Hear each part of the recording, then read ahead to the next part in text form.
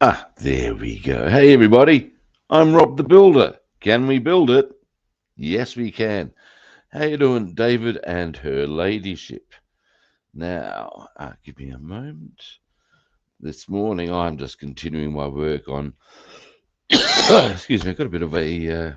That's better. It's not quite sounding quite so croaky. Oh, the hokey croaky. That was terrible. Even I can't believe I did that one. There's the link if you want to join, David. Yeah, I actually did do a bit of stuff off camera yesterday. Not much. I've completed most of the engine now, though. I've discovered a small error I've made that has put one piece a couple of mil out, actually. Hopefully that won't matter. Hopefully. We'll see. In any event, now, first things first.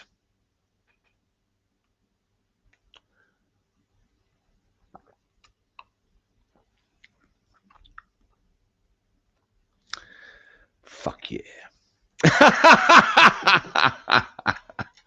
Oh, that is heaps better. Oh, yeah. Hey, how you doing? Alrighty. Now. Coffee time.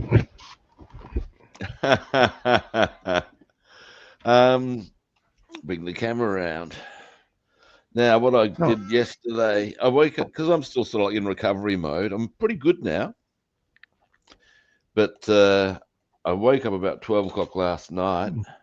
That's better. And I was actually quite not tired, sort of a thing.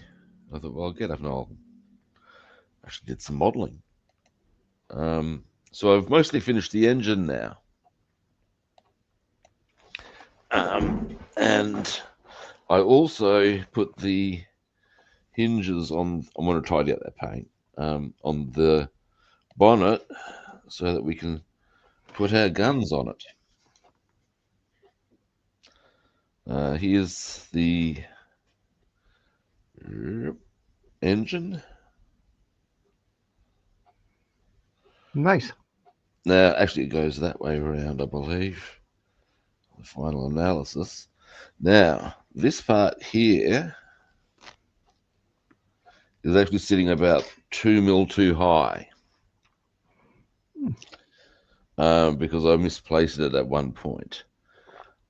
Now, looking at it, I don't think it's going to matter too much because it's still well under that plate line, if you follow me. That's the theory. Now, next, here's a question. Do you remember the An Elk sketch by Monty Python? Excuse me. No? Okay. If you hear it, perhaps. But, once I start some of the details you may recall, long and the short of it all is An Elk is played by John Cleese. Oh, dear me. And the interviewer is Graham Chapman. And An Elk, that's if and not An Elk, has this theory. And it all gets quite built up, you know. So you have a theory. Oh, yes, I have a theory that is mine, and it is mine. And this is my theory. And he goes through this, continually clearing his throat. And the theory is the Brontosaurus was thin at one end, much, much thicker in the middle, and thin again at the other end. So that's it, is it? Yes, that is my theory. Well, this theory of yours seems to fit the nail right on the head. And it's mine. Anyway, every time I think of theories, and it's mine. That's the big point of it all. The theory is mine. And I can't even remember what I was waffling about. I think it was the fact that, in theory, being clear of still within the realms of the backplate, you wouldn't think there'd be anything to get in the way of it there. It shouldn't create any problems, that little anomaly. We shall see. And if it does, I'll just have to fix it. Oh, excuse me. So anyway, how are you doing today? Okay, it's I sprayed the Great Western, the hull and all the back parts on it. Yeah, so there's just 3 parts, white parts I could do just around the inside of the gunnels, and the side, certain sides, insides. Then I'll do the mask, Yeah, right. ochre, brown sort of thing. And then I'll be able to put it all together. I'd rather get it all painted up first. Yeah. Easier. Excuse me again.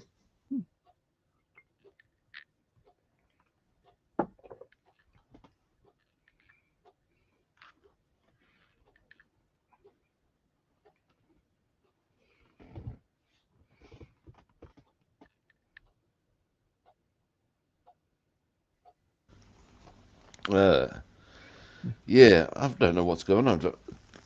I've been fine for hours, and suddenly I'm coughing my guts out. What goes on with that? Most Have you still got mad. anything for it? Pardon? Have you got anything for it? I think it's just life choosing to put its fist up my clacker, frankly. Up my cloaca magna. There's a term for you. Yes, actually, do you speak Latin? No. All right. Can't even speak English, though. Pardon? I can't even speak English. Actually, out of curiosity, do you speak Welsh? No. I'm born just across the border, the Forest of Dean. So it's I didn't go to the Welsh schools. Yeah. It's there'd be a language to do your head in. Excuse me again.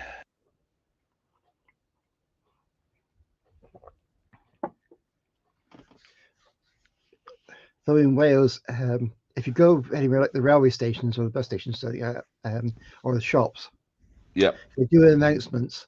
They do it in Welsh first, then in English. Right. So you got they do the full dual language thing.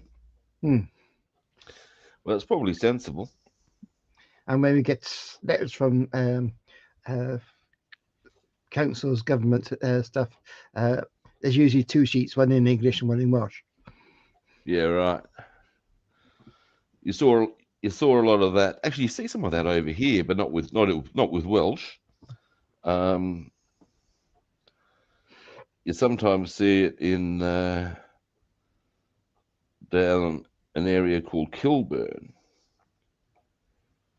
That's in this particular in my city, and there's a really high Vietnamese population. So sometimes you'll see Vietnamese writing next to English.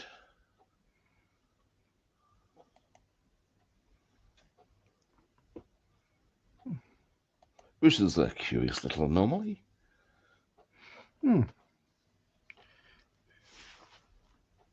Right, that's part of the exhaust being set up.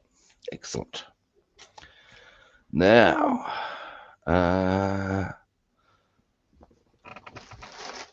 yes, I do have that done. So, next on the agenda is... we can put some suspension together, we can. Yes. Get these out of the way. I had another I bag was... of... oh, pardon what? Okay. I was doing some writing earlier, and because the book I'm currently writing is set in a fantasy, I'm going to play the fantasy trick because look, there's a big market at the moment that's going nowhere in a hurry, you know. Why wouldn't I do that? Particularly, I do have some good material for it. Anyway, point is this. Because it's not meant to be serious, it's kind of a light-hearted dig in the whole genre as well. What am I looking for? That's what I'm looking for. I'm using some pop culture references, like, for example, at one stage or a couple of points, some of the main characters get approached by minstrels, and he performs tunes like, here we go. Indeed. Let's see if the first one you'll be able to identify, and I've basically changed the titles to suit the sort of era sort of thing, because it's medieval. For example, yea, and verily, I did fire my crossbow unto the constable of the law. I shot the sheriff. And what's another one? The solar rays of thine affection. And so on. And there's a character named Nancy. Now, Nancy is the first love of one of the main characters, and long and the short of it, they never really settled into a relationship because they enjoyed, well, shagging other people, something she did on a semi-pro basis. And I chose Nancy, but ultimately she becomes very important to the plot. Anyway, the point being that I chose the name Nancy because of Deep Purple, as in her name was Nancy, her face was nothing fancy. And she's been sort of like mentioned, and she's about to be introduced to the plot. Excuse me, I'll just check something as an angle. Right, I see how this operates. Very good. Or do I? There. And I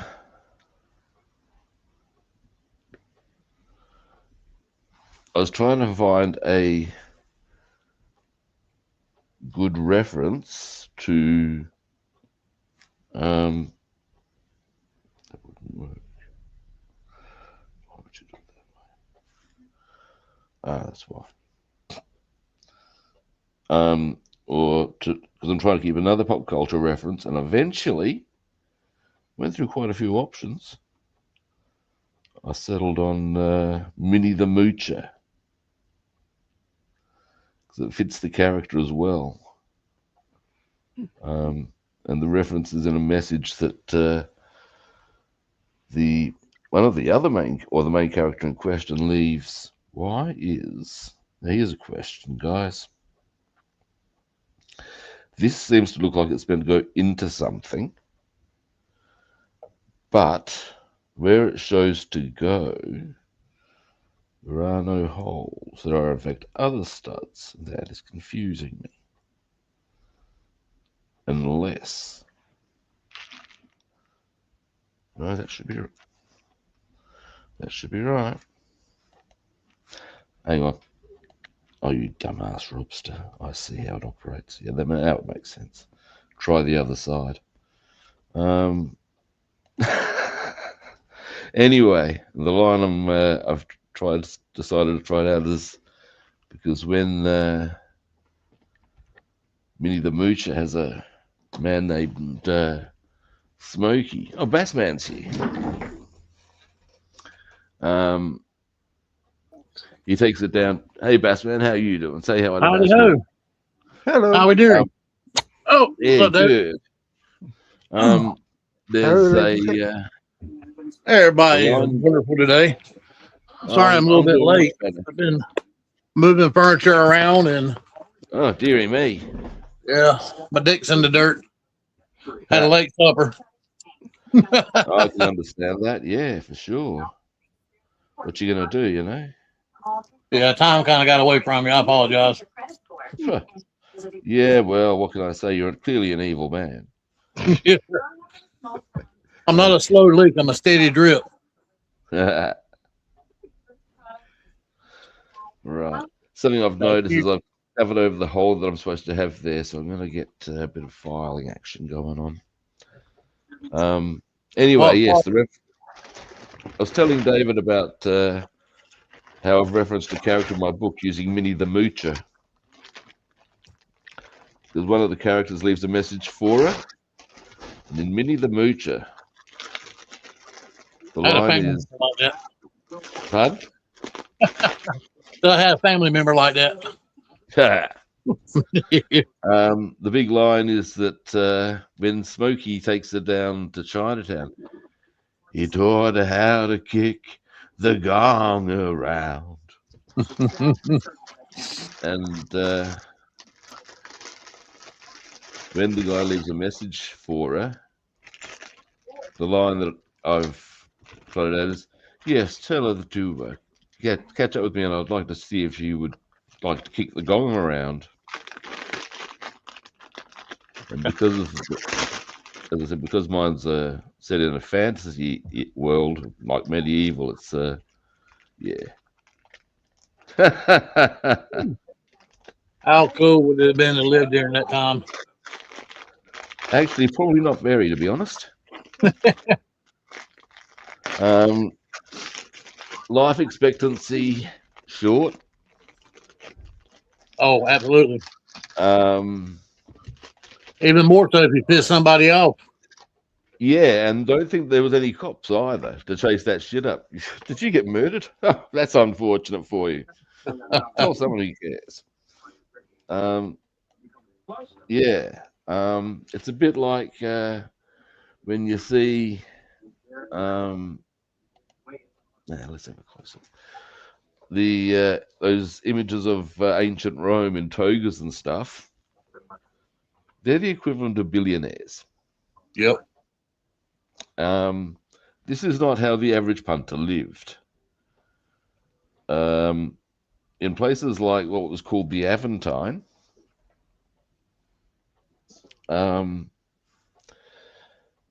death could come pretty quickly and easily. Laws did exist, and yes, people could be tried for murder, but that would only happen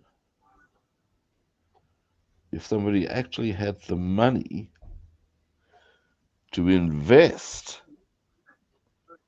in a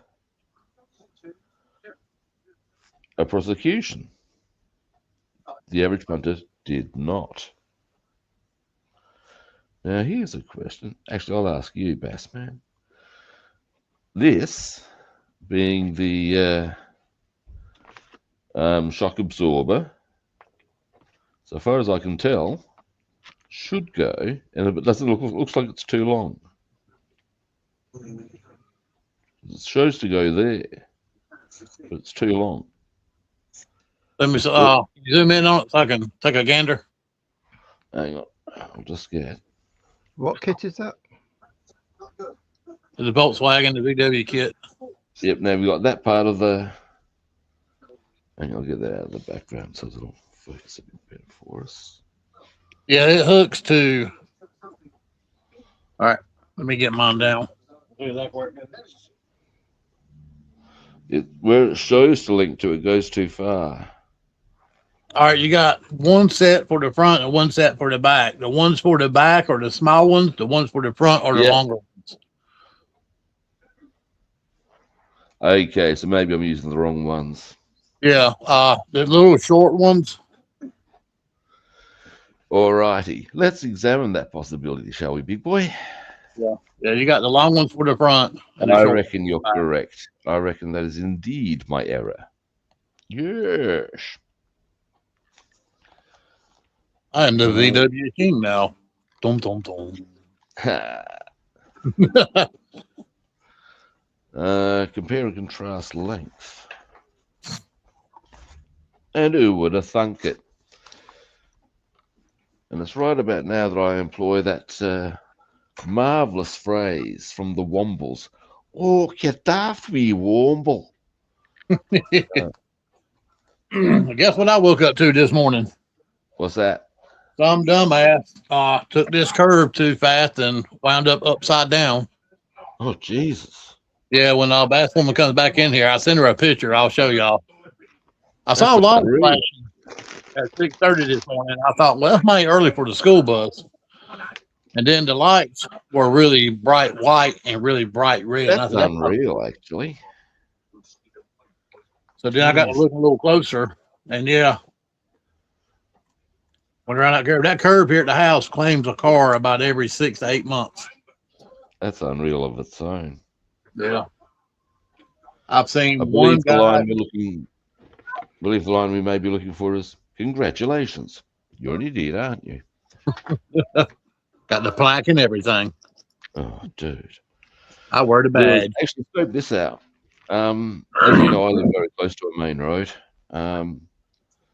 And one day, and as you'd also have, in fact, you even heard some of the big bangs that happened just because, well, semi-trailers have gone past, man. Yep.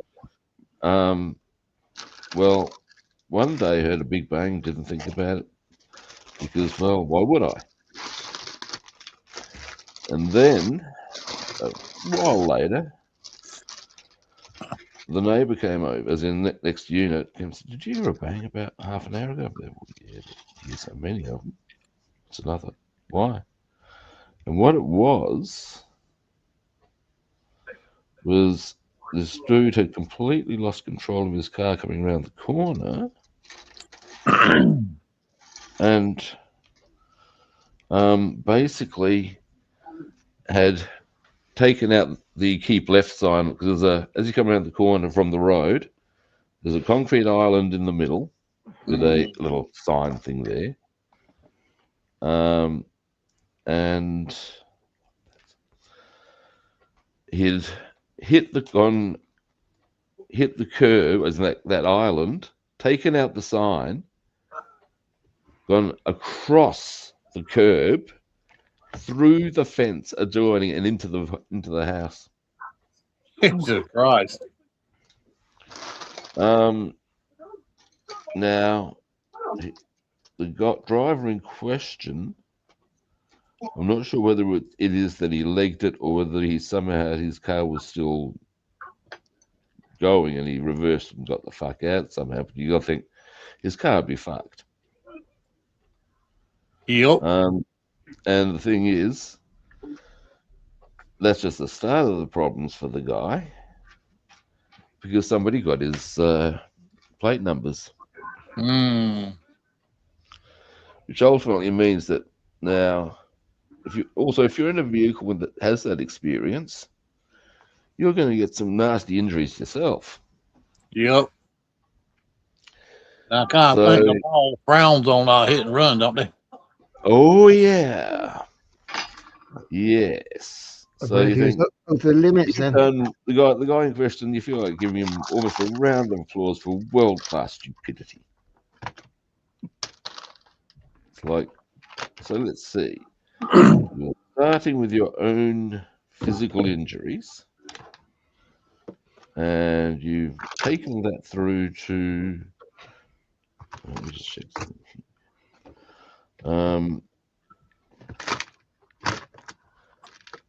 Largely, not just property damage, but also leaving the scene of an accident. Yep. Yes. So, now, reckless driving is undeniable. You think, Jesus, man, you've just set yourself up for the world's biggest hammering. And overall, on balance, deservedly so. Yep. Some people are just dumb. Well, we've had one guy that had to be lighted out. years ago. He came around the curve too fast. He rolled the car like 6 times. Oh, hey, John. Yep. Yeah, right. And a guy on a Hello, John. motorcycle. Yeah. It's sometimes it just beggars belief. The house I grew up on, I lived at the bottom of a valley, and there was a road, the road that was my street came off of. Excuse being a bit reticent. Give me a moment. Came off a road that joined two minor arterial roads, if you know what I'm saying. You wouldn't call them main roads, but they're still quite busy. Actually, joined one main road. One of them was, anyway, you get the idea. And you go down the valley and up. And it used to terrify my mum that you'd get these young lads hammering their cars down the hill because where the creek was, it was quite narrow. Of course, there's the bridge. I don't think I need to really go any further than explain what the potential outcomes of that. Hey, get a text message. I'm telling them the car turned over this morning. I'll tell them about it.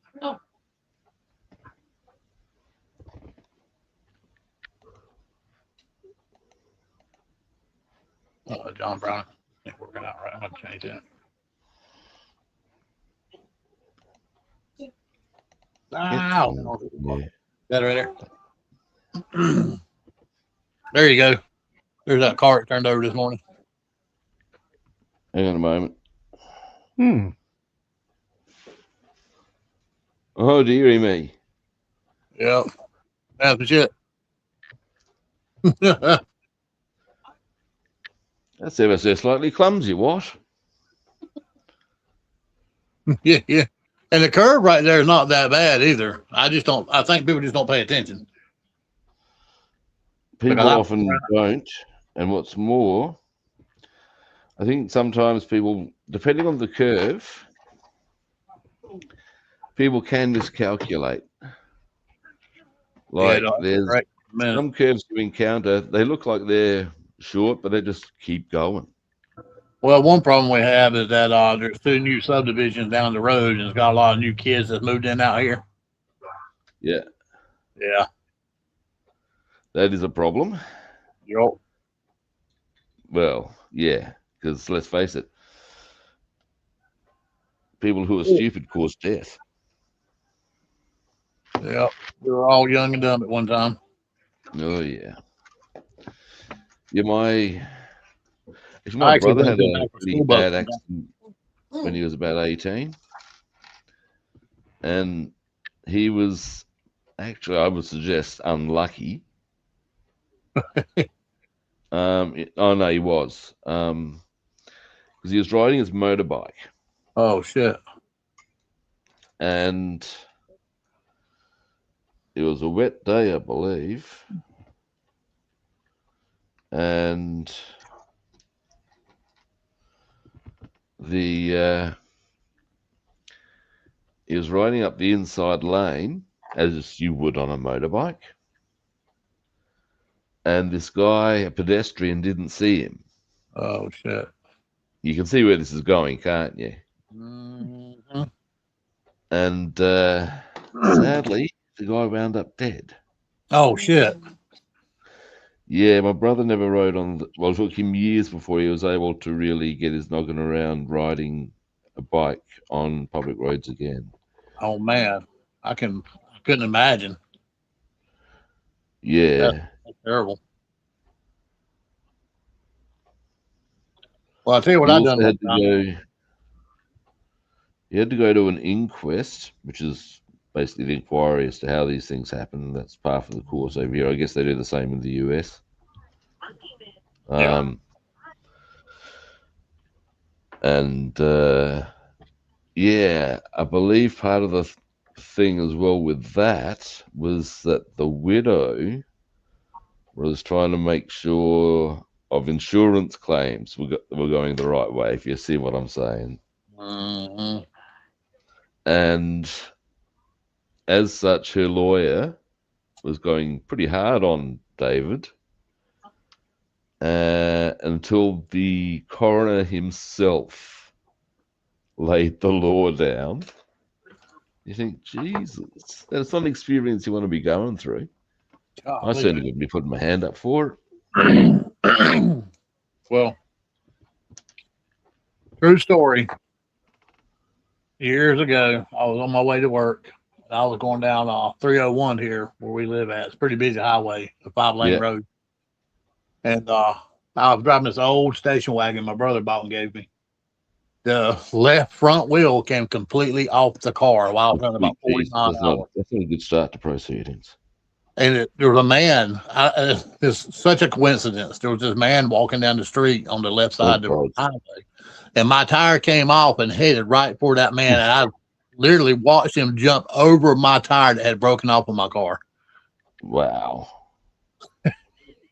that was wheel coming off. Bad start to proceedings. Yeah. So he dodged my tire and he run it down and brought it to me. He would have been caned by that. Jesus, the momentum would have been pretty big. I mean, what's the odds of that? You know? Oh, not much. Yeah, absolutely. The thing is, that's how it sits nicely. Well, it does do as well there. Yeah, but I have reason to believe people can get absolutely hammered by tires bouncing down the road as well, not just a casual, excuse me, how you doing? I'm talking about an absolute poleaxing. Mm-hmm. My uncle was driving a lorry and there's a sort of long hill he had to go down. I suddenly saw his wheel going past him. He said, "Oh, someone's lost the wheel." Then his lorry went over.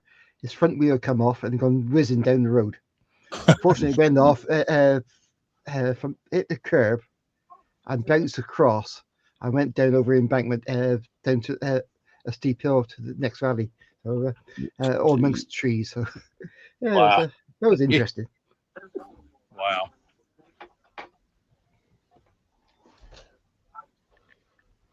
Yeah. Sorry. Definitely when mechanics go wrong.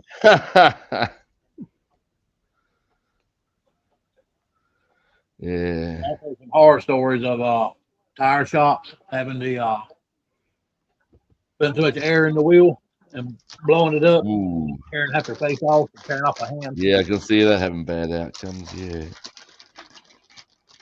Well, you sound better today, Rob. I'm feeling heaps better. Thank you. Yesterday I figured the best option I had was to burn out the remaining fever. So I got myself a scorching hot vindaloo. And yeah. Scorching hot vindaloo. You don't know a vindaloo? No, I don't know. Tell me what it is, and I'll tell you what I know what it is. Okay. That makes sense. Vindaloo is a type of curry. Ah. It's generally regarded as the sort of curry that'll blow the back of your head off. And as such, a really good go-to if you want to clear your nostrils out. And I said to myself, I said, Rob, I said, love, I said, pet. No, I didn't. We'll leave that there. I thought, well, if I want to clear myself out, this is going to do the job. So let's cut to the chase, shall we? And yeah, saying yours, Vindaloo, stay in the loo. Hey, Papa Dookie, how you doing? One of my Twitch followers has made the observation that the Vindaloo is sometimes known as the double ender.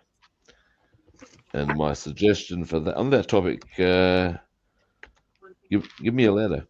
And the reason it's called the double ender is because it burns going in and going out. Your turn, David. You give us the letter, David. Have we had M yet? N, I don't think we have actually. Let's do N.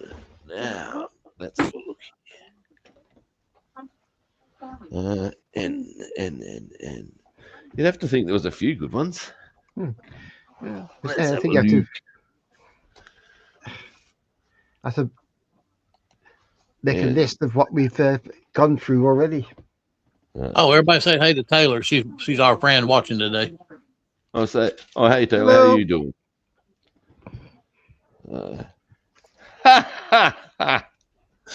Nork.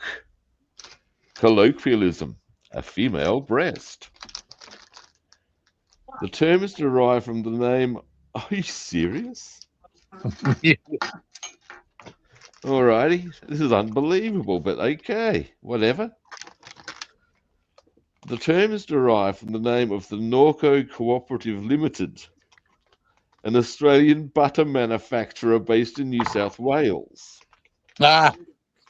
Norco butter advertisements at one time featured a picture of a cow with an unusually prominent udder. Initially, the word was used in joking reference to this famous udder. The term gained international currency during the First World War and has since lost and regained popularity on both sides of the world. Not surprisingly, it is usually found in its plural form, norks. Also is in norkers, norgs, or norgers. See also knockers. Breast fondling is occasionally referred to as norging. Well, all right. Golden. There we go.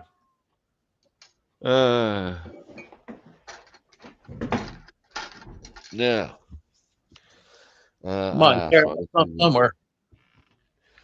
Well, it's nice to know that the good nation of Australia has contributed a time.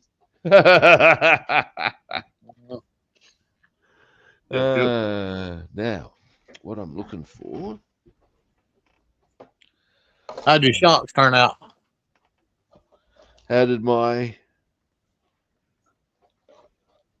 what turn out? Your shocks. Your shocks. Your shock issue a while ago. Your shocks on the VW. Suspension. Yeah. Yeah, got it together, so to speak. I'll give you a zoom in. This is going to require a bit of painting to tidy up, but beyond that, boom. And again, thank you, Tamiya. Fits just how it should. You can tell where it's supposed to go. Yeah, mine fit rather nicely as well. That's why with the engine, I'm a little concerned about that piece being a couple of mil out, because of course Tamiya generally fits so snugly. If there's an issue, it'll be revealed, but I don't think it's going to be. That is my thing. That is my theory. And what it is too. There's what I'm looking for. Please. Now. I think we'll do it that way. We'll do it that way.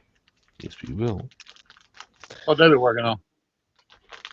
These are the wheel hubs for what I would say are the rear wheels. Yeah. I think I've told you about my amusement with from the movie Legend. There's a where this guy's being basically intimidated in a very polite way. And because he seems to be trying to avoid what's going to happen anyway, but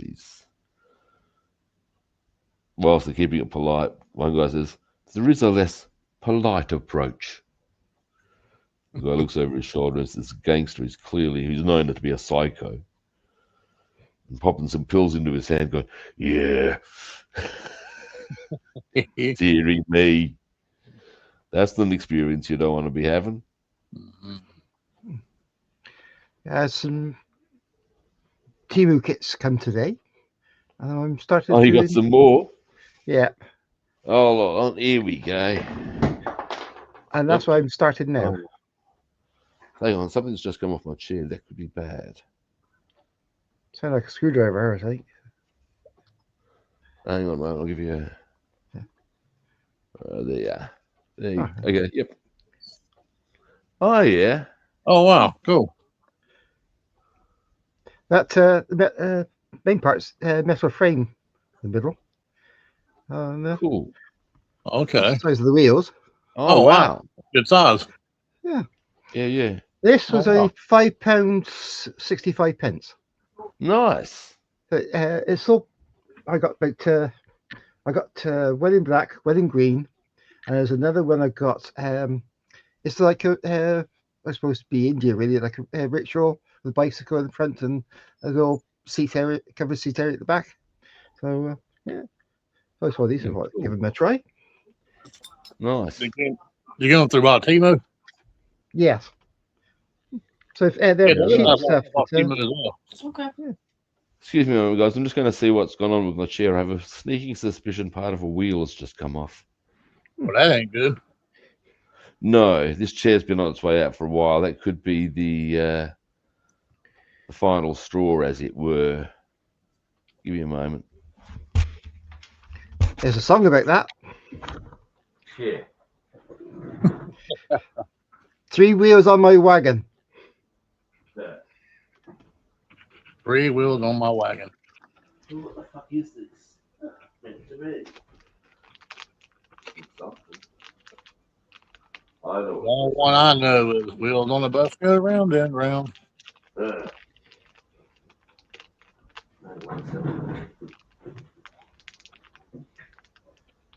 it is. You know, if he would have fell out of the chair, we would have laughed at him, right?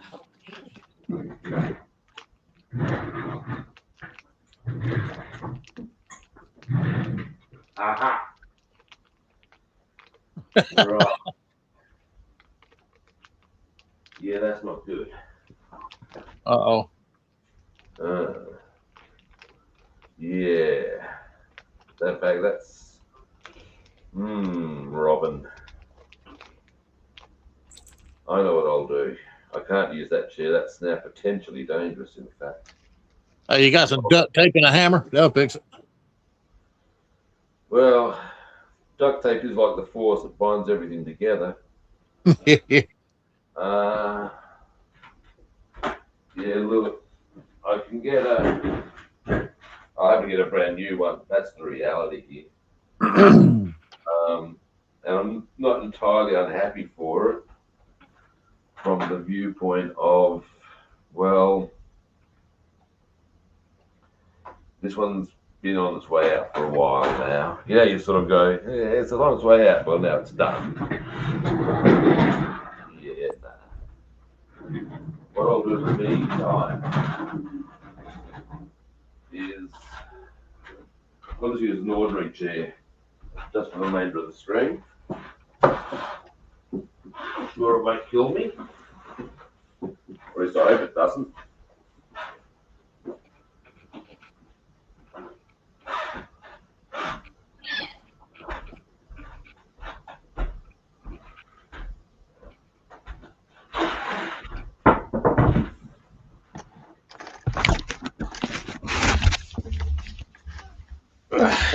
What is it, like an office chair?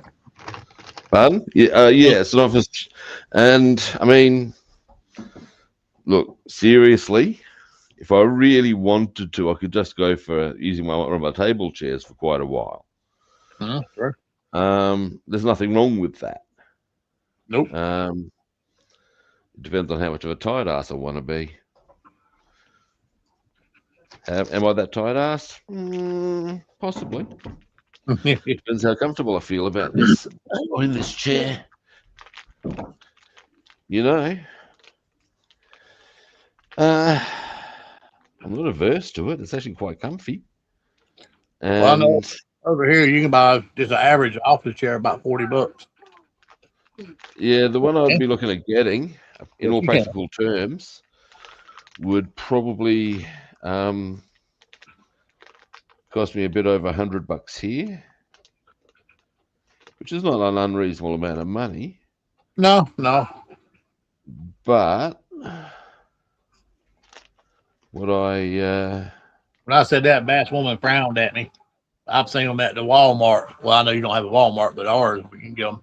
Just an average office roll around chair for like $50. yeah, right. But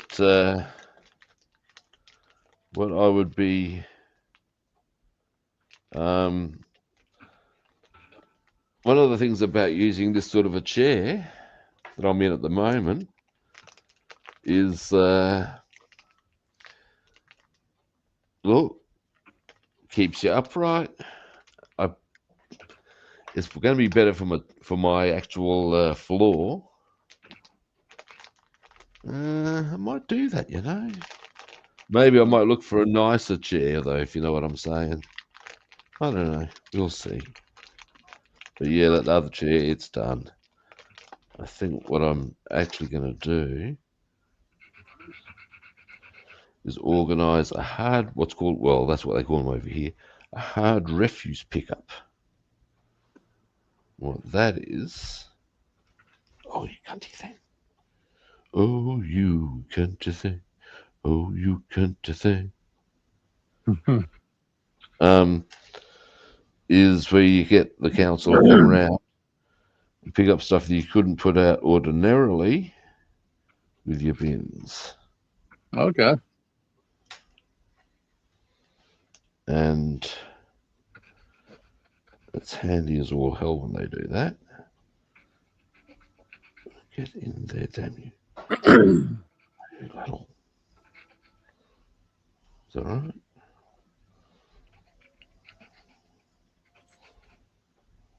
No, that's correct. So what do you call a lesbian dinosaur? Oh, hang on. Wait, I do know this one. Licholotopus.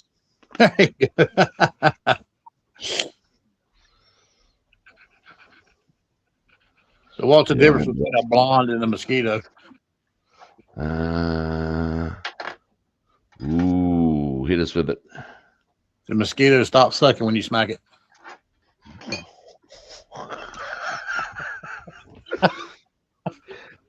You take me off. Here's another one from that range of jokes. Why do blondes prefer height adjustable steering? I don't know. More headroom. More. Oh shit.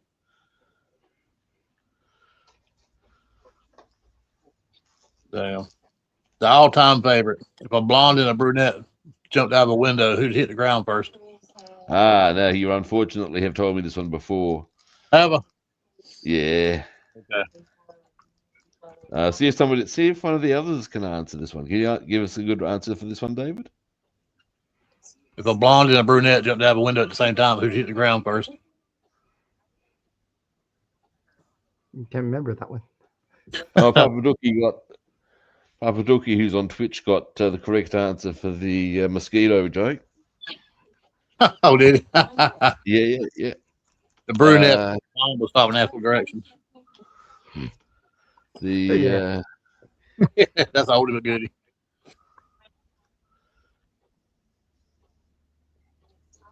Let me see. Why do blondes have TGIF written on their shoes? Toes go in first.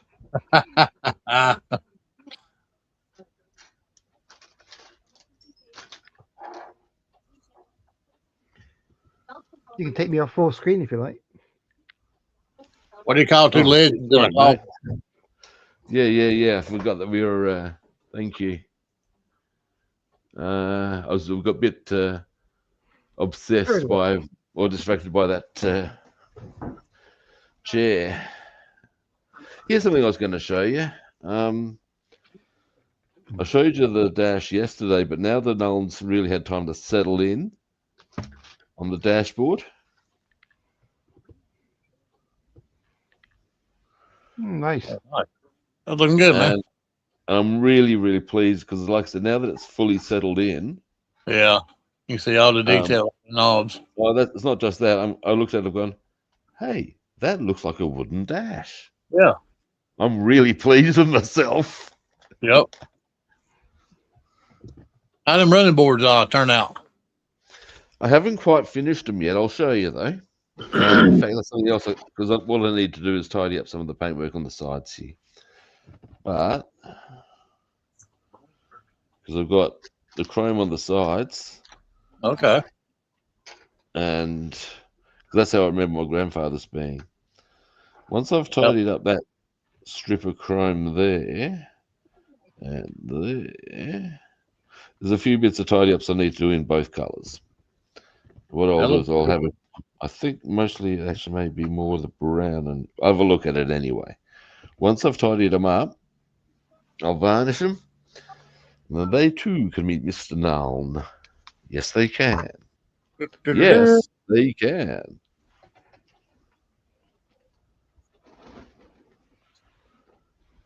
Has your hot weather left you yet? Oh, it has, happily. There's a few warm days coming. Now, the question will be, how long is it going to be before it comes back? It's still early in the summer, and these days, summer... Actually, here's a question for you guys. Where I live, I can state that I've seen that the seasons have changed. Have you guys experienced the same, or is it something that I'm experiencing in my part of the world? Oh, no. Yeah, they've changed. Okay. Yeah. One of the results, in that case, we'll go to the next part of the story, which is to say, here, our summers seem to arrive later and last longer.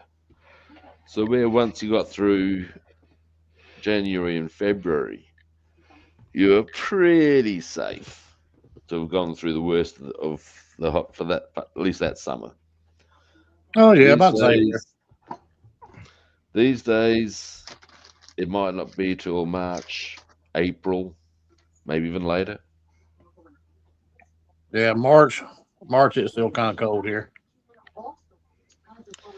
Yeah, and in fact, this will tell you a fair bit straight away. Early last year, a lot of farmers were in an absolute crisis because there was a huge drought. Yeah, we have a lot of that around here as well. And what it was that yes, the summer had been hot, but there were no rains that would ordinarily arrive. When the rains did arrive ultimately, and the farmers were having to ship water in,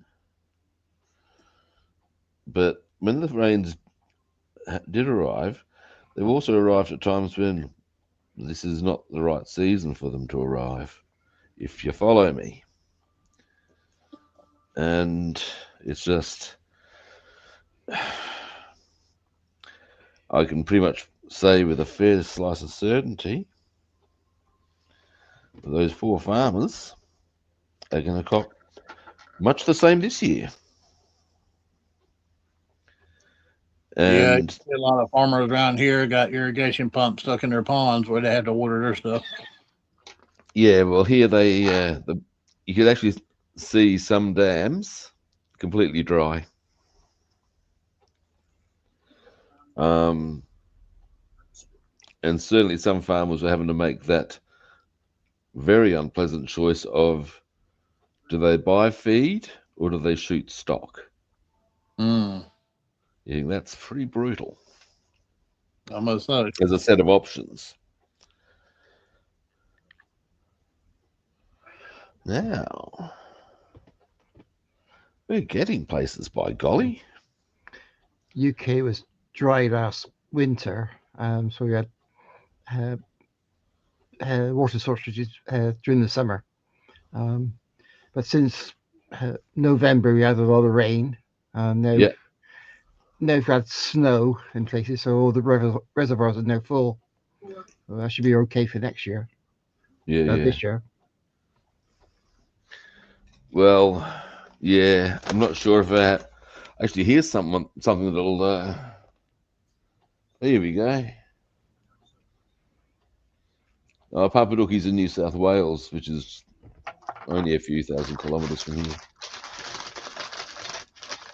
Oh, get this. The farmers in his state had finally got a decent year, but then they got a mouse plague. Which you got to say, and there's a fisting right there. Right, so let me just check something here for a moment, guys. This, just like that? No. You know, rats leave a stream of urine so they can go back and forth, right? Do what? You know, rats leave a stream of urine so they can go from their wherever they nest at to where their food supply is and back and forth. Oh, seriously? Yep. And mice and hamsters. Yep. Dearie me. That's downright ill-mannered. Kind of like ants. You ever see ants falling in trails? You know, they send scout ants out to find the food for the queen. And it's amazing how them little fuckers can find food, something sweet. And they leave little pheromone trails. Yeah, right. Then get back and forth. That's where owls and hawks and kestrels can spot the animals. They can go to like an infrared eyesight, so they can it glows in the dark, the trails, so they can follow the trails. Yep. That's a bit wow. Animals are amazing. And sometimes a little gross. Oh, hell, humans are too. We put our mouths in places they're not supposed to be. Well, we'll leave that discussion there. Yeah, we know what I'm talking about. Yeah. Ask any preacher.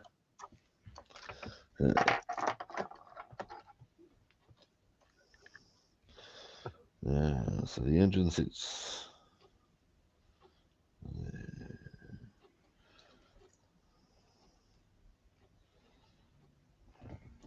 Just trying to find it. Oh, is it there? Am I overthinking this? Probably.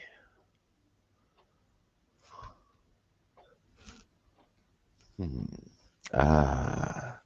wouldn't be no. I see. Right. Okay. There we go. Oh, that's rather good. Okay, there's a specific, as you'd expect with Tamiya, there's a specific spot. All right, let's do that. Two specific spots. Now,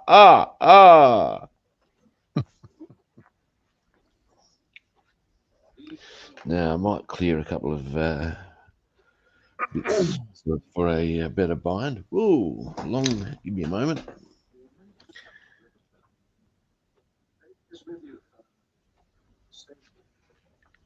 Where'd it go?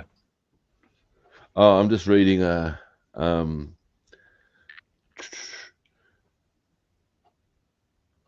said, give me a moment, you disappeared. No, I haven't disappeared. Papaduki's talking about a bird that goes into bushfires, picks up burning sticks and carries them off. Shit. And it does it so as it can, what bird's that, Papadookie? It does it to try and flush other animals out so as it can hunt them. You have to be one of the. That's cuntiness at its finest, isn't it? Well,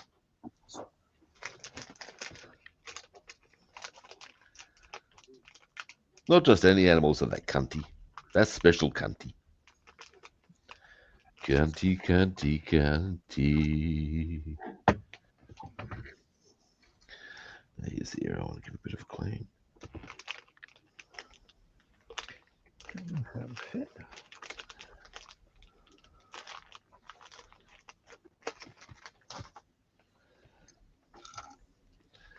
Yeah, I'm feeling today. I'm not going to. I'm going to go out. I want to get some fresh trousers, and I when you say trousers, you talking about shorts or drawers? long length, full length trousers for when I Long start pants. going out. Because tomorrow, where I had hoped to Long pants. I've known go trousers. out on Monday to go and meet and greet. I have too. Well, what I'm doing it for is I want to make sure I've got tomorrow. What I plan to do is go out and start meeting people with my introducing them to my the first batch of people I'm going to approach is members of Parliament with my because they're going to be able to guide me to the right people who have access to the governmental funds to address domestic violence. It's the bottom line here. And as such, looking good is not going to hurt. So a fresh pair of trousers, because my current ones are pretty old. Is something I'm going to get onto.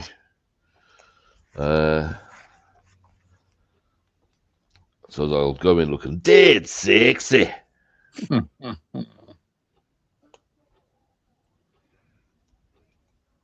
I can't remember the last time I wore a pair of pants or trousers.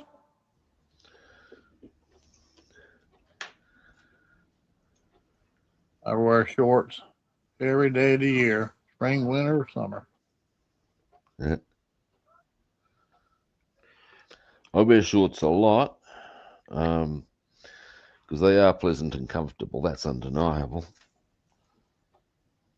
All right, let's glue this. And certainly, but once it gets to a look in Australia, join the dots, mate. I'm sure I'm not giving you any news bulletins as to why I view it as a good idea on occasion. And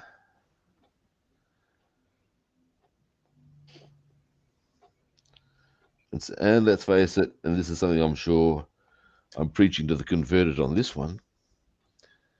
And it's this. You can slide them on nice and easy, strut on down to the shops and look okay in a pair of shorts. Yeah. So They're true. comfy, they're easy. Every player wins a prize. Yeah, that is true. So true.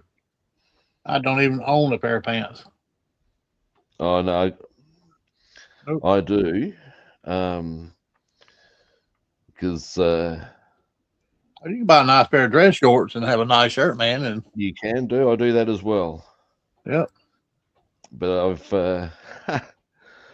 when I go out, I do like looking a bit tidy, and I'll even when I tell you why, you're going to probably laugh, and with good cause. When I came into my inheritance, because I'd never really put much effort into my look, I wouldn't mind looking a bit better, and as a bit of dressing and stuff.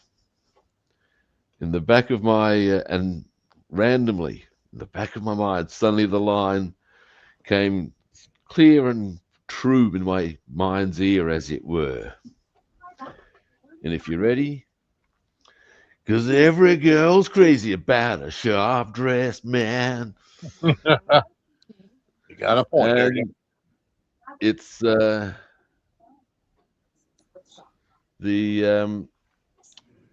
one thing I will say, mate, it's a reality that depending on how you look, you will get treated differently. Now, that's not necessarily right, but it is true. Yep, Yes. you're right about that. And when it comes to going to MP's office, this is going to matter. This is true. And I'll tell you something else that cracks me up, though. When I'm looking presentable and tidy and doing my thing, and strutting around, being big, bald, and dead sexy, I am astounded, and I shit you not, genuinely surprised at how often a person who's I'm not talking about in customer service, just a stranger who, you go around the corner of a shopping center alley and they sort of bump into you, sort of a thing. I almost invariably get, "Sorry, sir." Oh yeah. Sir, Yeah. who the fuck am I? This guy, Yeah. But it's tell you all you need to know. Yep. People treat you different.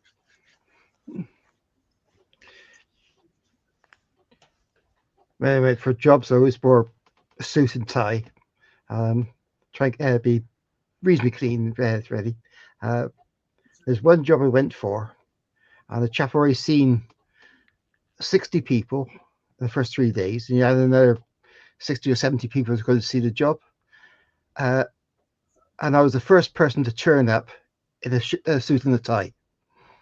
I didn't get the job.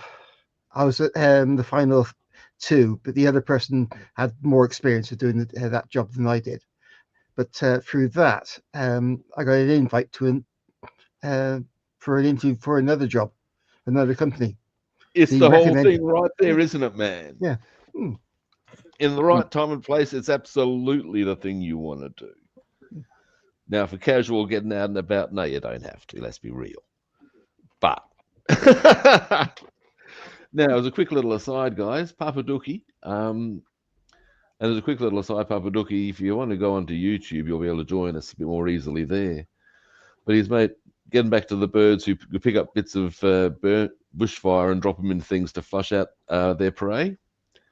Apparently, there are 3 species of bird over here that'll do that: the brown falcon, the whistling kite, and the black kite. And I think all 3 of them are into a subspecies of avian called cunties. That's just downright rude, that is. Oh, where's the love? Setting ablaze to other areas just to get rid of, get them out and about. Now, once that dries, I'll put the suspension another bit on. So we've got the engine in position now. What's more?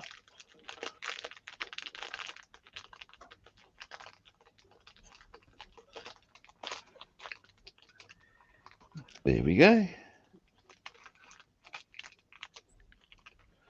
Nice. Happy about that. Now, should I tidy up the paint first or put the guns on first? I'm going to tidy up the paint because there's a couple of bits I want to do with the red. Well, that engine's quite weighty once you actually feel it picked up like that.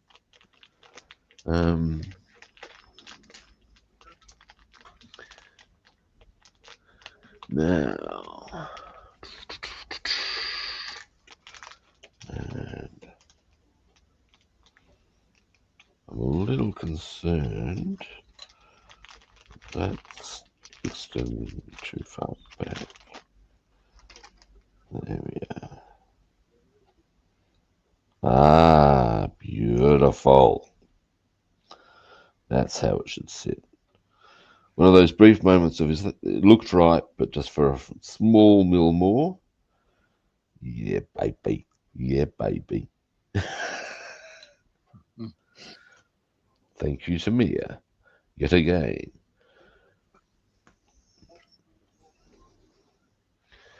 Now, red paint. That's what I wanted to do. Yes. Now, Bing.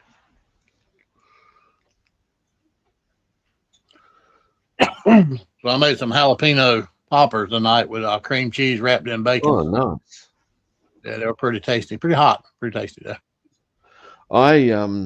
My various pepper plants or pepper and chili plants are starting to produce flowers. Okay. But and I've also started to get some capsicums.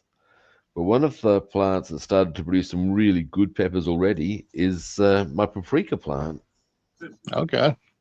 Well, these are jalapenos.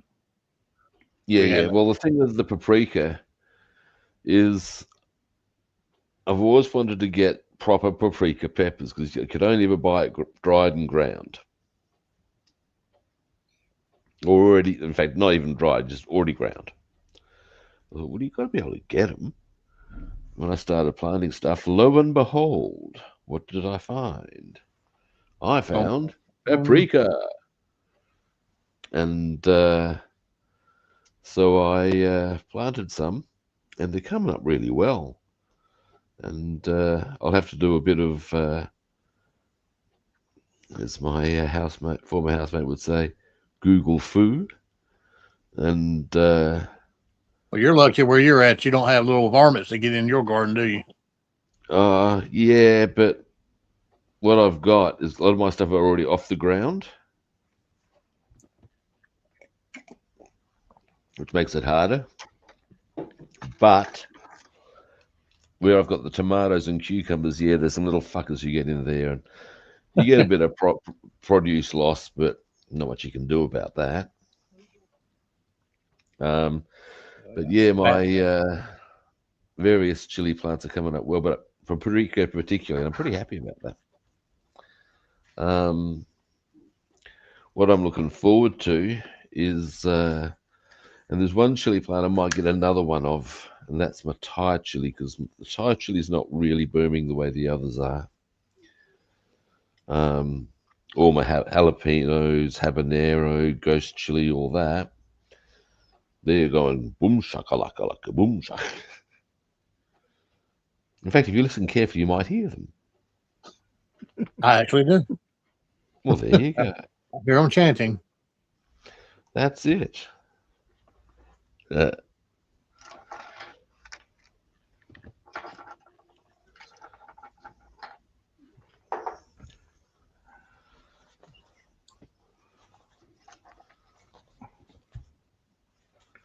Now.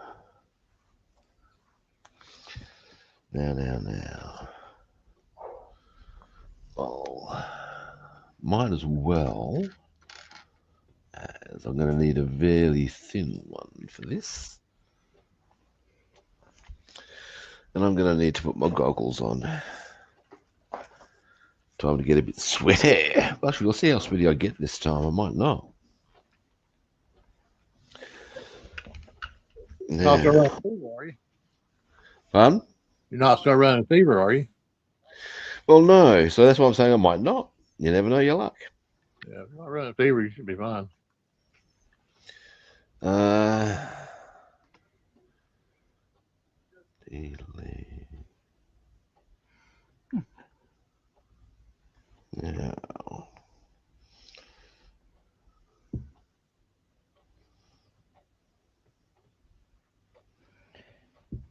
Better put that on the right way around.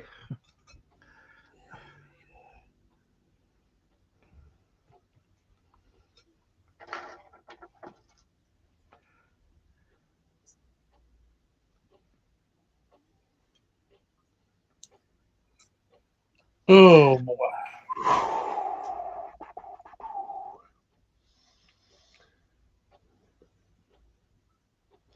Nah, it's not a fever. I am getting a bit sticky, but I can tell you what it is. I ain't fever. Or plug wire with loops. It's just straight out the air around me. In conjunction with the material the goggles hold on to my head with, if you follow me. And also probably the up close and personal sort of stuff isn't really helping. I sometimes find that a bit more. Yeah, you don't have hair to help hold it in place, do you? Pardon? You don't have hair to help hold it in place. No, and that's a thing. It really is. Yeah. That is one of the functions of hair.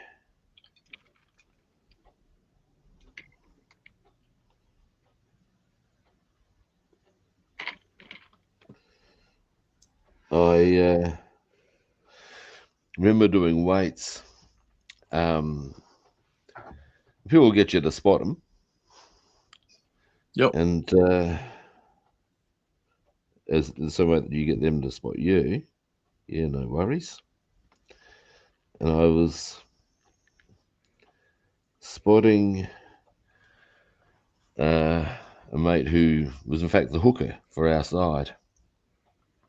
Don't take that as with the working girl. He was that's, yeah, I know it's perfectly plain. That's the position in the middle of the front row. Okay. So cool because they hook the ball back. Anyway, he's can you spot us, Robbie? Yeah, no worries, mate. And as I get into position and I look down, the sweat's just poured off me because, of course, I'm hammering hard in the gym. And the poor bastard's copped some on his face. And he wasn't pissed because, well, it's not like it was intentional. But yeah, the line, I believe the response was, oh, for fuck's sake, Robbie. Oh, sorry, man. Well, it happens, right? Oh, it does. Unless you say, if you don't have hair, what can you do? Yep. You got that there to slow it down.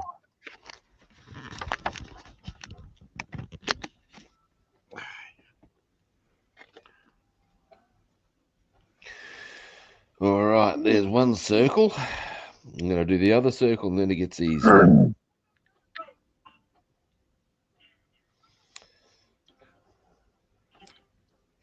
So to come out with a new series, A Night in the Seven Kingdoms, is actually supposed to be before Game of Thrones and Yeah, there's a whole stack of them coming out. Yeah. Look, here's the deal, right? Quick little aside. It is relevant, but then I'm going to quickly interject and then continue. And it's this: knowing how many series of various fantasy worlds are coming out was part of the reason I decided to write my trilogy. It's not going anywhere. There's a big market still to be filled. I'm going to buy in. Continue. Yep. Because my understanding, you're supposed to watch The Night in the Seven Kingdoms. Yeah, right. How far are you to Game of Thrones? We're on season 3, episode 4, I believe. Okay. How you find that? Oh man, I love it.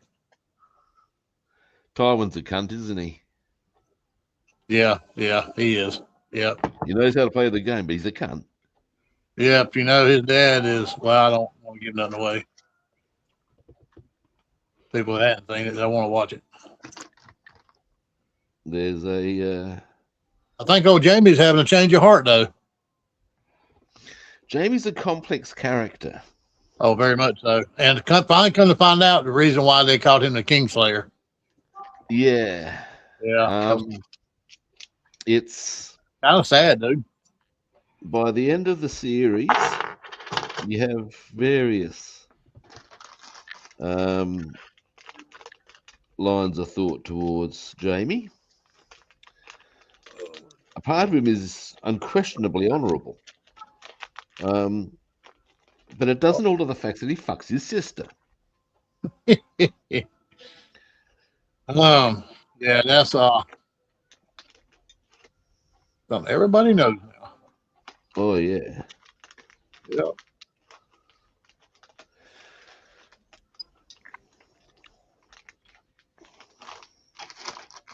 Joffrey, man, I tell you what, Yeah. that little son bitch.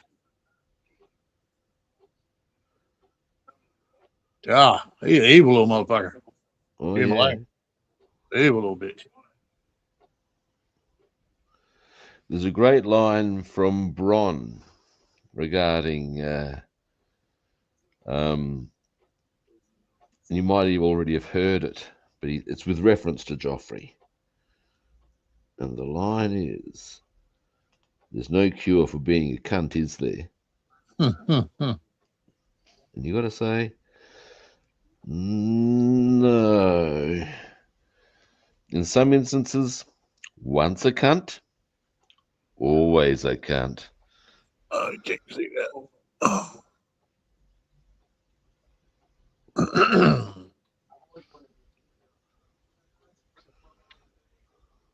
Yep. Cunts never change. The yeah.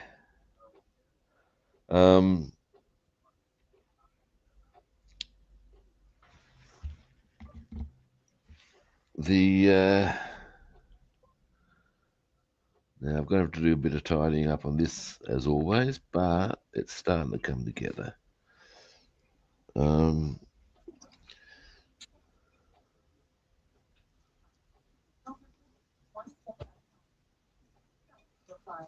Have you met Lady Elena yet?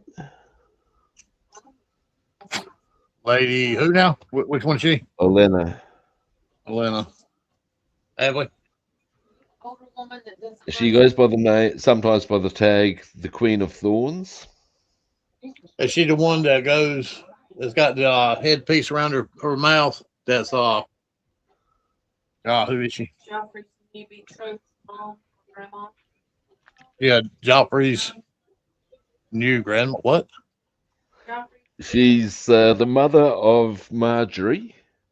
Yeah. Or Yes. the grandmother of Marjorie, rather. Yeah. She's marvelous. You'll like her.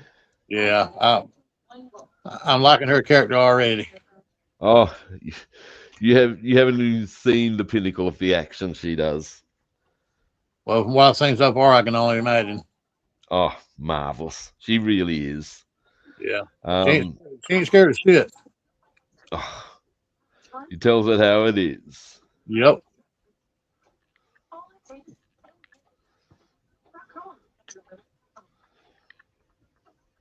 There's some glorious scenes too.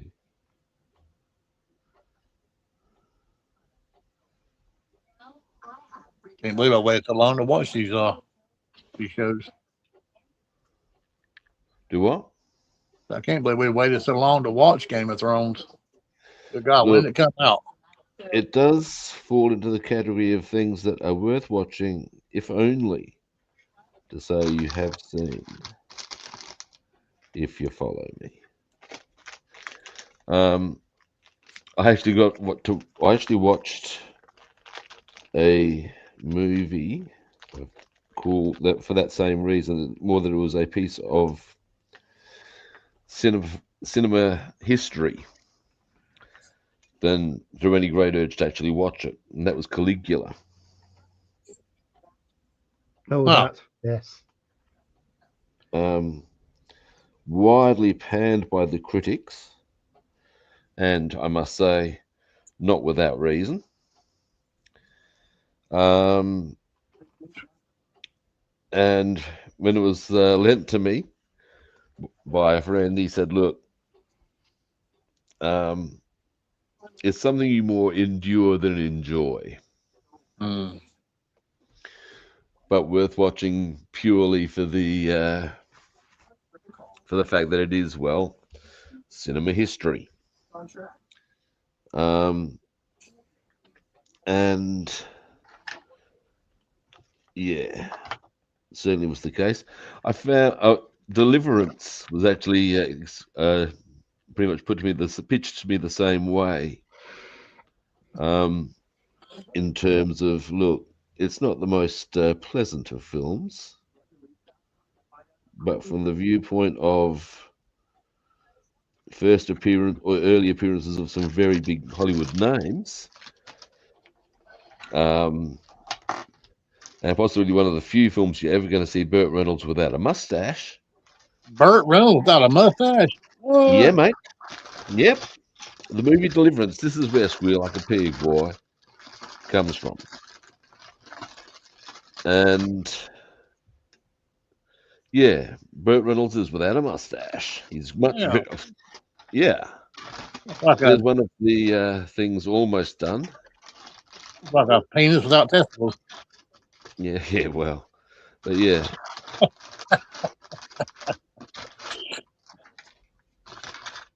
Wow. The Burt Reynolds without a mustache. but yes, as a movie, not the most pleasant of movies. Has certain historical significance, like the dueling banjos and the classic lines, "You sure got a pretty little mouth now, ain't he?" And all the rest of it. And one of the other things that I found interesting watching it was from certain camera angles, I could see it was glaringly obvious that John Voight is Angelina Jolie's dad. You can see it in the face. You're talking about somebody with a pretty mouth.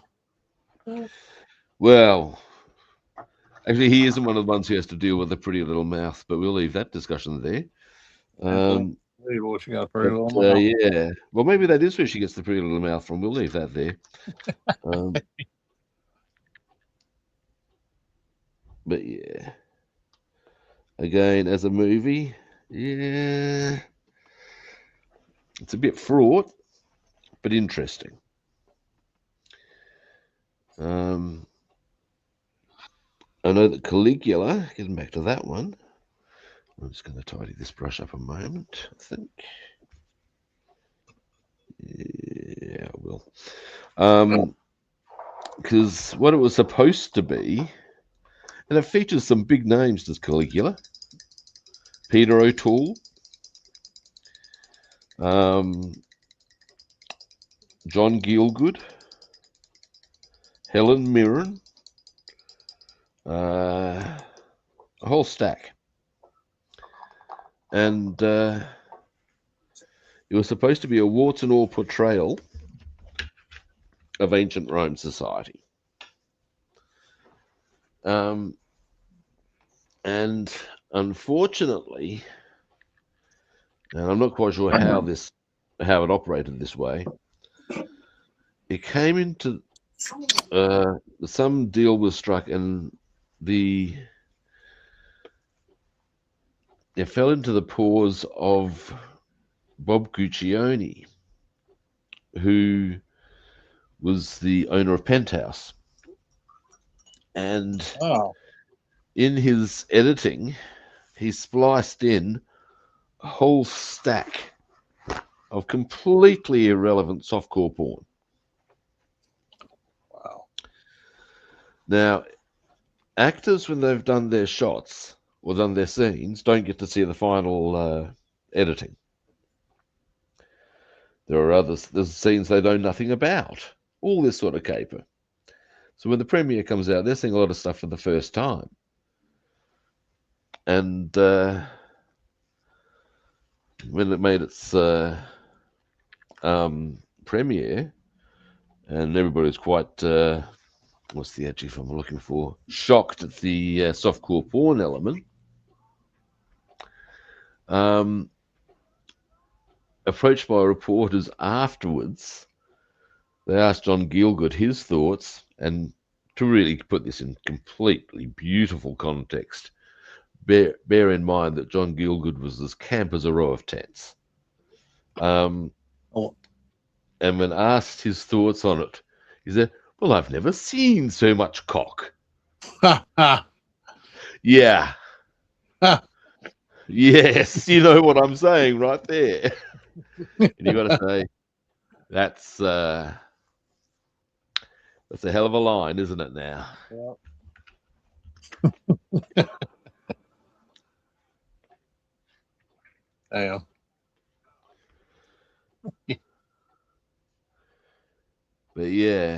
that's why. Another one. Actually, I've been kind of lucky in seeing some of cinema's bigger or more interesting bits because of a friend of mine who's into cinema history and stuff. And he actually showed me. I was over his place one day and we watched. Now I'm trying to remember what the correct title is because there's so many of them now. But it was the original first ever zombie movie. Might have been Night of the Living Dead or something. From 19. It's a black and white movie. Right. That much. It's that old. And apparently, and one of the, aside from being quite shocking to people, this concept of zombies. Right. Okay. Because, of course, in a very church-going and religious era, this was very confronting. But one of the things that was quite shocking at the time was the hero of the piece was a black man. Really? Yeah. Wow. And of course, that's a bit of a ooh right there. Normally, they're the first ones that die. Well, yes, but no, in this instance, he was the one who survived and made it possible for others to live. Oh, wow. That fact of its own caused much kerfuffle, shall we say. And I've seen that movie, and look, as a movie, it ain't that great. But as my mate said, from a cinema history viewpoint, interesting. All that sort of caper. You're talking about magazines earlier. We were in a thrift store Saturday here in town, and this one shop actually had a bunch of old late 70s Hustler and Penthouse magazines still in the plastic sleeve. Wow. Yeah, we didn't get a chance to scope them out. It was these two young boys that found them, and they had then sat down on the floor in front of them. That's comical. Yeah, sure did. Now, give me a moment. Here's my yeah. Oh, nice. Yeah, they're coming up. I'm just going to fill in the grey bits now. The rest of it's starting to happen. Man, that was good. Thank you. Yeah, Chris and I were discussing how the current generation don't know the luxury they have with internet porn. Oh my God! And how back when we were lads, I was hoping I'd find my daddy's stash. What? I said I was hoping I would find my father's stash. Well, what? Because it's slightly different for us living in a city. And as we said, look, you'd go to. For us, it was so hard. You had to go and first either be willing to make a discreet entrance and hope no one saw you go into an adult bookshop, which you would go to in a suburb some distance away from your own. B, find a servo, preferably a truckie stop. They have a need for these sorts of magazines. Hope you don't get served by a woman. Most awkward. Never go to a place near your own abode. After all, you have to look those people in the eye afterwards. Yeah. All they have to do is switch on the internet. They don't have to know those trials and tribulations. They are not worthy. Yep. I'd steal his magazines. I'd go outside back behind the barn and hope I got him back in his door before he'd come home from work.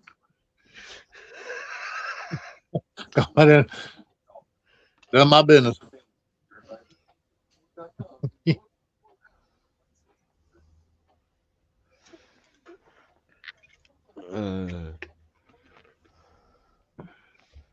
Now these are the actual plates, Volkswagen plates. What I'm figuring, I'm going to do the edge of them red And in the same way, I'm going to be doing the Volkswagen and the logo red, the rest black. That's the theory. I might change my brush. First thing I ever found was Polaroid pictures. Ah, dearie me. That scarred me for life. Shall I tell you something I found once that was almost comical in its That's true. That's so true. well, no comical's the right word. It was you don't expect to find that at such and such a situation. And it was this. Me and a mate were in town, and I can't remember why we had to make it. This is like before the days of mobiles. This is an important detail. And there was a point in the town where there's like a bank of you would even remember. Once upon a time, when nobody had mobile phones, you'd have stacks of public telephones around the place. Mm-hmm. And Jesus, excuse me a moment while I just there we go. Come here, what you little. Oh, for fuck's sake, Richie. Hang on. And fuck's sake, gotcha. Anyway, we went to make this phone call. And as we can't remember if it was me or my mate. Either way, we made the phone call. We've noticed that someone's left a paper bag by the phone. One of the earlier callers, obviously. And it was a book. Yeah, no worries. So we opened it up. Yeah, not so much a book. It was some of the filthiest porn you'd ever find. Good Lord. And because we were going around to a mate's place shortly after, and it fell broadly into the category of, this is so freaky, we've got to see legit, make the other guy see this. This is unreal. So some hapless sucker with interesting tastes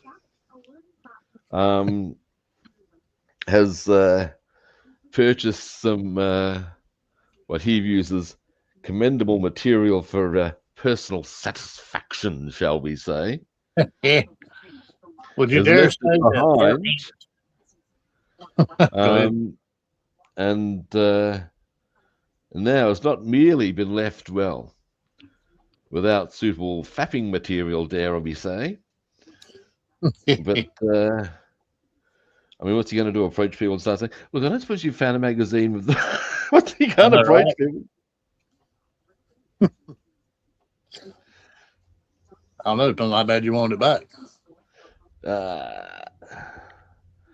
Actually, one of the more disturbing stories I've heard of that ilk oh, that's a bit clumsy of me.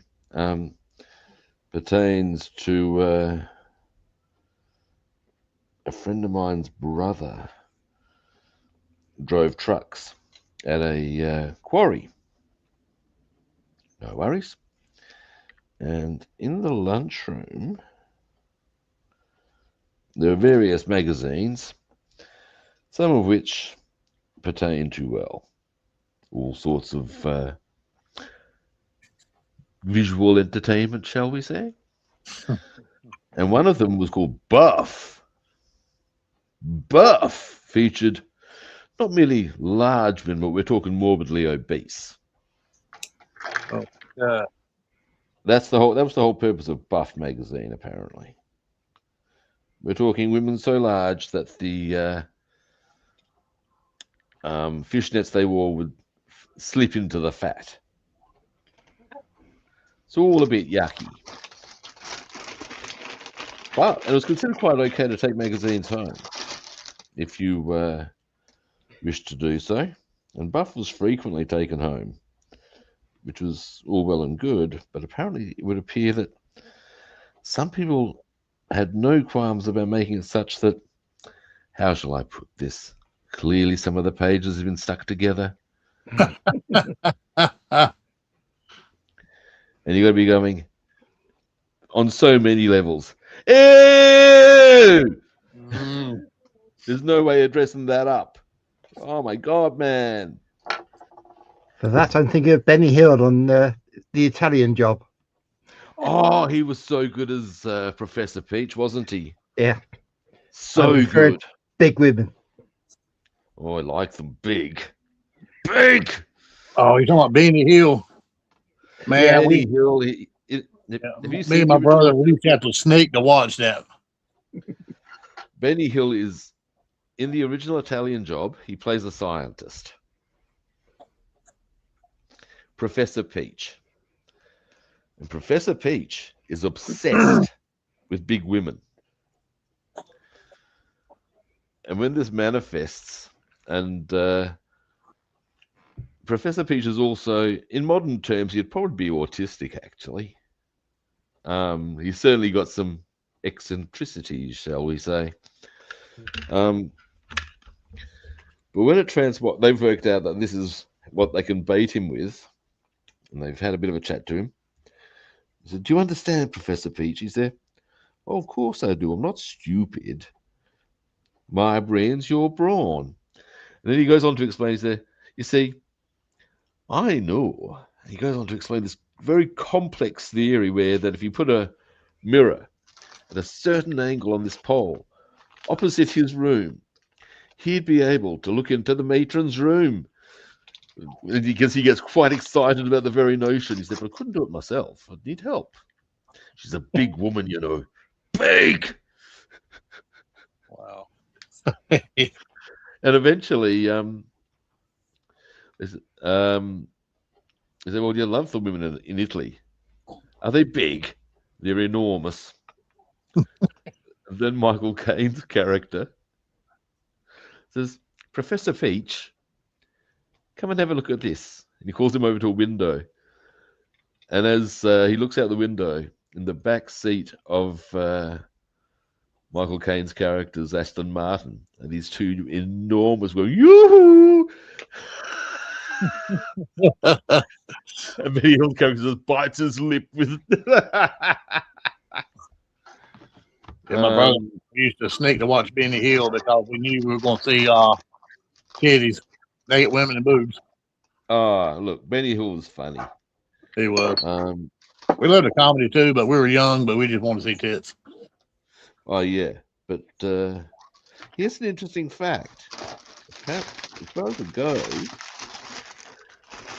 or something to consider, when you look at that era of comedian and stuff, despite the fact he was very much the titty bum man, he's the only one who hasn't had any sexual allegations thrown at him. I know, right? Well, he's not the only one, but he's one of the few. And you got to say, well, that's yeah. Maybe there's something in that. The fact he was willing to be a bit more salacious, but that's just the whole thing, you know.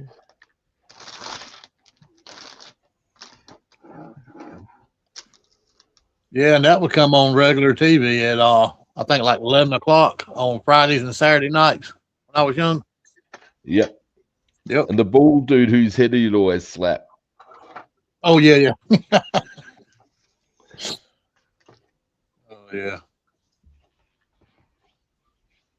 We actually ran across his VHS tapes somewhere. Oh, yeah. I should have bought them.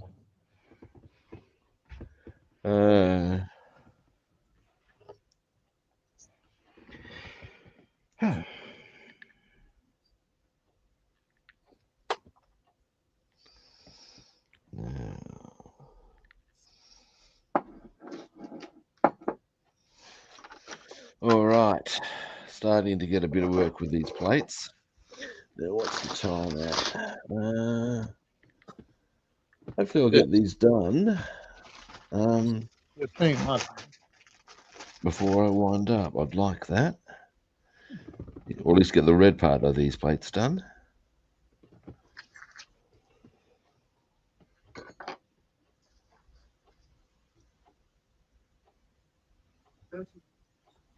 Now,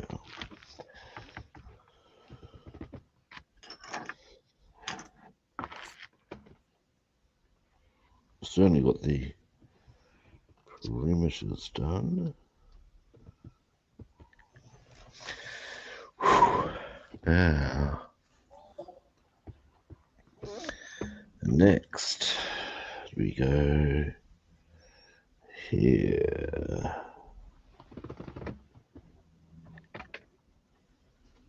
And come on now, don't lie to me. Bloody paintbrush ain't cool. Now I'm probably going to change my brush in a minute to a much finer one. Well, one day next week, I'll take y'all back there to my toy room again and show you a couple things I've added to my collection. Cool. A couple things Basswoman got me for Christmas as well. Nice. I had to be real selective now. I'm running out of room. We all are.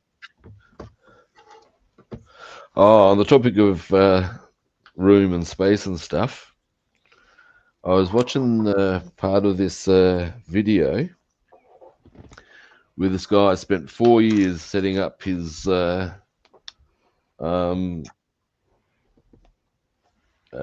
frame as well, but it's 4 years to set up his train line and stuff with all of the scenery and stuff. Mm. And yes, as we've discussed before, train sets would be great, but the space is going to be the killer. Yeah, yeah. And we've said this before. Jeff's got nice train set, man. Oh my God. Yeah, I'd love to. I really would. Is that Chorperton? Do what? Chorperton Junction. I'd have to check that again to be off, but it looked really cool. I know it's a pretty popular train channel. Yep. It changed yeah. What is it now? I can't remember. Very quickly, I'll do these back parts with this. Then I'm going to do them. Try and do some of the middle parts in there. There we go.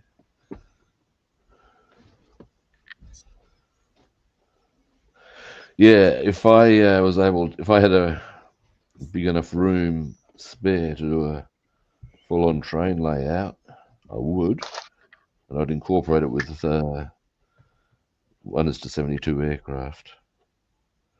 Because, well, why wouldn't you? Well, in my position, why wouldn't you? Had one of the old slot car racetracks growing up. Sort of. I had what did we have? Something similar. That was actually it was, but yes, we did have. Our little cars had the little brass brushes on the bottom of it and a little peg that sat in the slot. The one I had as a kid actually was run by springs.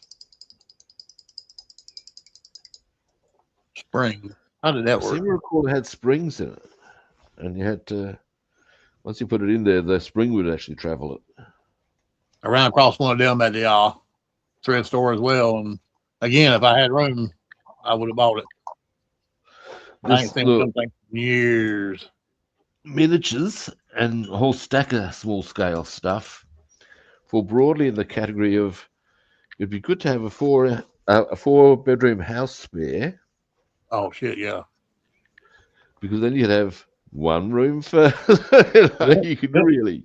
That'd be right.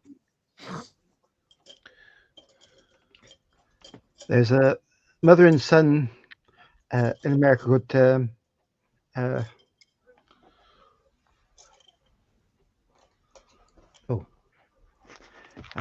Miss Tamiya and Ray. Ray's autistic. I got three car garage, and in there, two parts of it. The edge and in the middle is all a train set. Wow! That'd be cool. Tammy's been making it up. Her husband sort of does the framework and everything, and then she does all the bits and pieces. And this last 6 months or so, Ray's just been building like Legos pieces and putting them together, and he just flips through them all, and he's enjoying that. It's Wow. lovely to watch those things come along, and a very nice young lad. Always a big smile on his face. Oh yeah, Legos are pretty cool. Taylor, Lego can be awesome. our friend that watches, she builds Legos. She built some really awesome cars.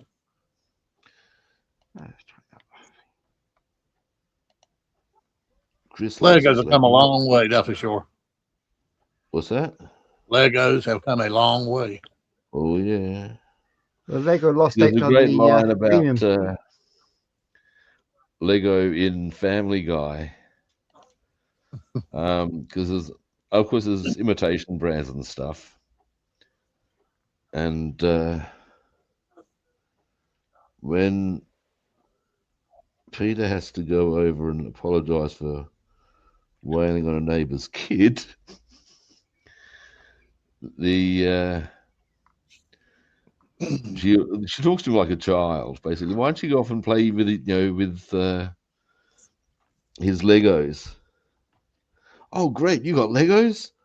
Lois only gets me whatever the imitation brand is. And the line is, they're basically the same thing, Peter. They are not the same thing, Lois. They are not the same thing. And the sooner you understand that, the sooner we can get this marriage back on track. Damn. Yeah, Mum and Son train rail fans. That's it, their website. They put up shorts and everything. He loves trains. Okay. Wow. All right, I'm starting to get to the. Like I said, I'm not going to get the interior of these plates done. I'm going to start getting onto a few other things today, as you can imagine. But yeah, let's see how we go.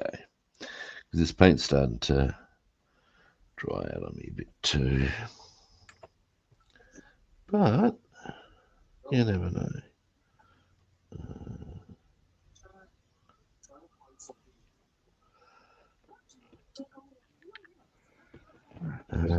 There. No, and one more there.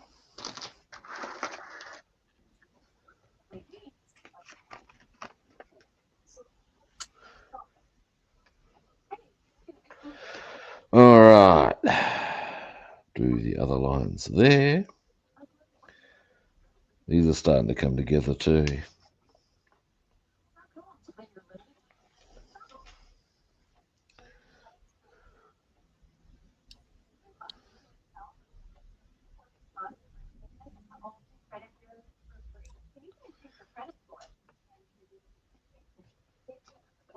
Now, So, do you wind up going swimming?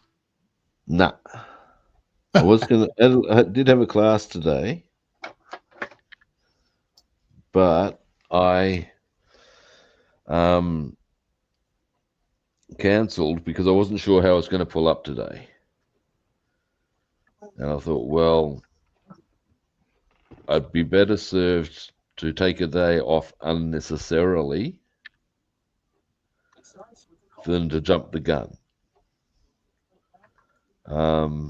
I would say with illness and training of any sort, you're probably well advised. Gotta be safe than sorry. Well, it's not just that, but yes, there's the day that you feel okay, and they'll give you that it's all a day on top to be fully cleared. So that's what I'm doing.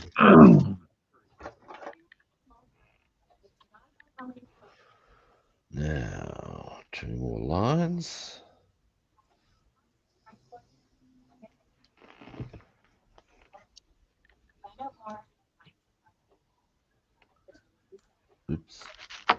a bit clumsy there. Never mind.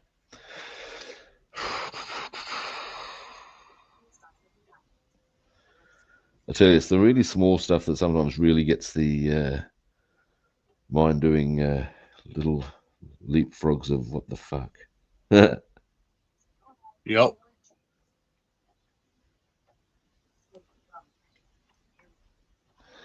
Almost done to a point with these. Once I get this line done, I'm onto the two small circles.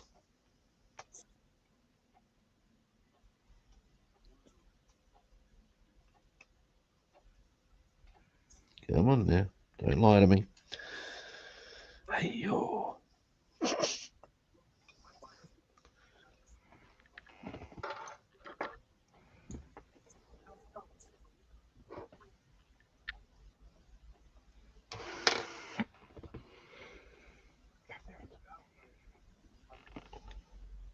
You ever snore so hard at night you wake up the next morning your throat sore? Have I ever what? Snored so hard during your sleep you woke up the next morning and your throat was sore? No.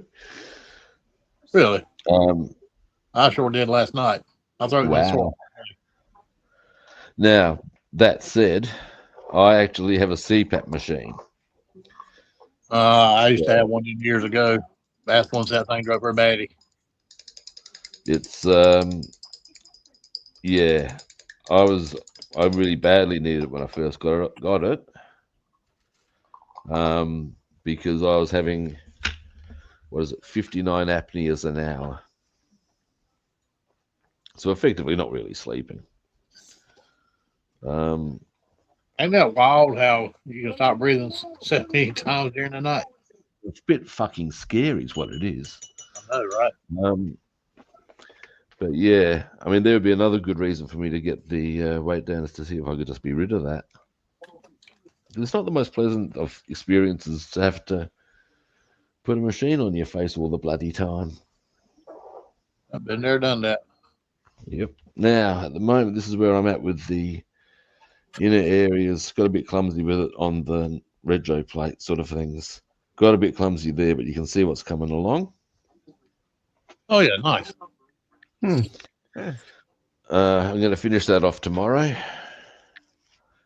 Now I'm about to give you two gentlemen some solo time. Solo. Let me just. This is the downside of not having wheels on the chair. Now, okay, David, show us what you're working on, man. Oh, nice. Oh, wow. Man, that is pretty cool. That's very pretty, mate. Yeah, it's just fine bits and pieces. I just got the carriage left to do. Wow. Cool. That's really nice. Nice job. All righty. And cool, Bassman. Okay, show us the seat or not. Oh, yeah, nice. See the spark plug boots? Yep. I did my spark plug wires on both sides with boots. Like it's actually got spark plugs in there. Cool. I got my starter wired, my alternator wired, and I got my wires glued into the back of my distributor so they look like they're coming out of the distributor. Nice. That's what I've been sitting there working on. Yep. Nice one. All righty. Well, that's us done for today. I'm hoping I've got on my various errands today. I'm going to see about getting my maroon paint for the 540k Mercedes. I might even start getting some of the surfacer on that. I'm getting a few things in order. Okay. Well, thanks everyone for watching. We appreciate it. First time viewers, I'm sure you know the drill. Follow, like, or subscribe. He's there this time. Other platforms.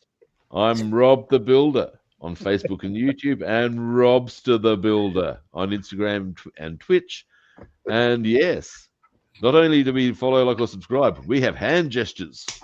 See, even I have one. Yes. In the meantime, now tomorrow is Wednesday for me, and I have no appointments in the morning,